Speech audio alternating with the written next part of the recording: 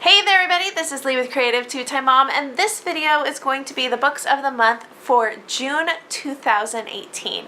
This video is part of a collaboration with Ingrid at Mommy and Mia Homeschool Chronicles, as well as April at The Simple Rugged Path. I will leave a link to both of their channels down below. I hope you will check out their channels. They are both very much so community-minded creators. They are here to help build the community of YouTube creators. They're super supportive. They put out some great content, so I hope you will check out those links in the description box. I will also put a link to the playlist, and if you are anything like me, once you get a chance to check out the other contributors to this collaboration, your summer reading list will absolutely explode. Let's dive into what we read this month. I have 5 books here. 3 of them were my personal read, and 2 of them were the read alouds that we did with our kids this month. So let's start with my personal reads for this month. And June was one of those months where I just was so happy to have some free time to read. If you're a homeschool mom or a working mom or just a mom in general, you know that time is a super limited commodity. And when we got out of school at the end of May, I was so excited to just have time to read. Like I said, my reading list is ridiculous. And I wanted to read, I had 1 book on my shelf for myself personally, and then I also wanted to pick up a couple books that I was possibly going to be adding to a reading list for my kids next year. So the first book is called The Road Home by Beverly Lewis. You guys know I'm a huge Beverly Lewis fan. This is her latest book. It follows the story of Lena and her parents right off in the beginning of this book are killed in a car accident, and I believe there is either 10 or 12 siblings, and the siblings all get farmed out to various families in the community, but she has just recently turned 18 or 19, and nobody can take her in. She can't find a job, so she actually goes away to live with a distant relative, and it's all about her journey trying to get home because she's already lost her parents, so she wants to be with her siblings, and it's about her journey getting home. I am a big Beverly Lewis fan. I did enjoy the book. At times it felt a little predictable. It felt just a little slow. Maybe it was really slow until the end felt rushed. So this was not my favorite book. I will leave a link to the entire review down below because this one was given to me by the publisher, and then all opinions are my own, so I will leave my full review down below. Not my favorite work of hers. It is a nice light summer read, so if that's something you're looking for, go ahead and pick it up, but not my favorite. I think she has much better books out there.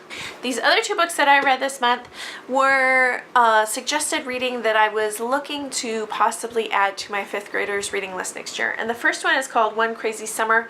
This is written during the Civil Rights Movement. It's about 3 girls who are sent. They live with their dad in New York, and he is very proper. His mother lives with them. This is an African-American family. They are raised with very proper manners. This is how you behave. I mean, they're just raised well. And they come to California. They've never met their mom. She left when the youngest one was born. They come to California. He feels it's important for them to meet their mother, and they end up in the middle of the civil rights movement that's going on in California.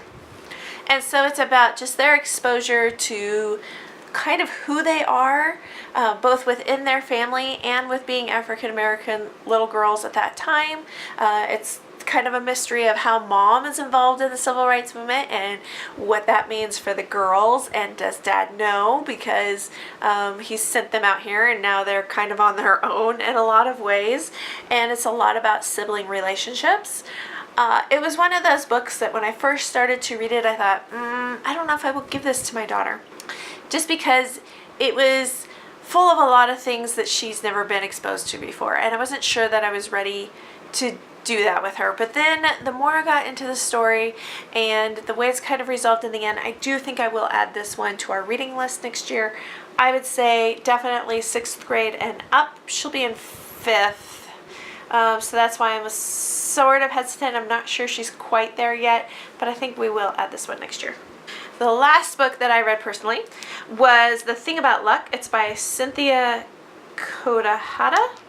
I'm so sorry if I'm butchering that name. This follows the story. I can't even remember the main character's name. Oh, Summer. This follows the story of Summer. Her family is like migratory workers, and her parents have been called back to Japan to take care of the great-grandparents.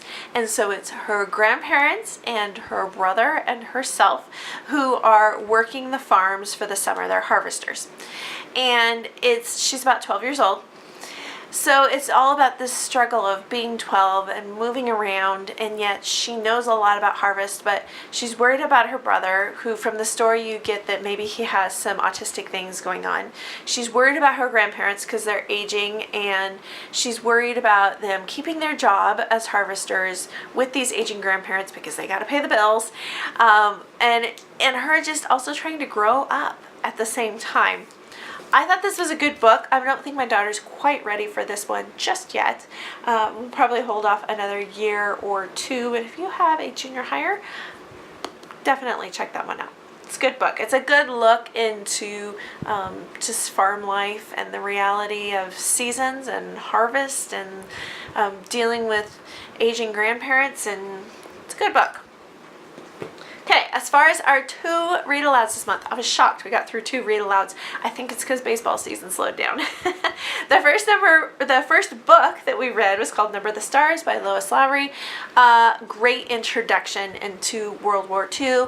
Not too heavy, but very honest at the same time.